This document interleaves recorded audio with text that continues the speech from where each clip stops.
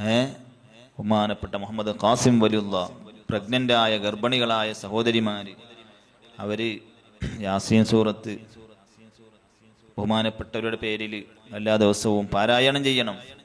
അതുപോലെ തന്നെ നഫീസത്തുൽ മിസ്രിയ റളിയല്ലാഹു അൻഹ, നഫീസത്ത് മാല നമ്മൾ ചൊല്ലണം. ഇപ്പോൾ എല്ലാം കുറഞ്ഞു പോയി എന്നല്ലേ. ബിസ്മിയും ഹംദും സ്വലാത്തും നൽസലാമും മുന്നേ ബില്ലിനെ ഫീസത്ത് മാല ഞാൻ തുടങ്ങിയിടുന്നേ.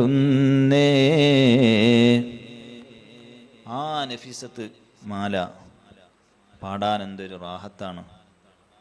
അതെല്ലാം ഗർഭിണികൾ സൂക്ഷിക്കണം.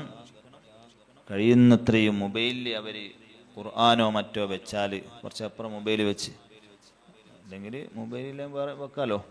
ഖുർആൻ കേൾക്കുന്ന രൂപത്തിലായാൽ, ഉറുദു കേൾക്കുന്ന രൂപത്തിലായാൽ അതിൽ വയറ്റുള്ള കുട്ടി നല്ലൊരു കുട്ടിയായി മാറും. അല്ലാഹു തൗഫീഖ്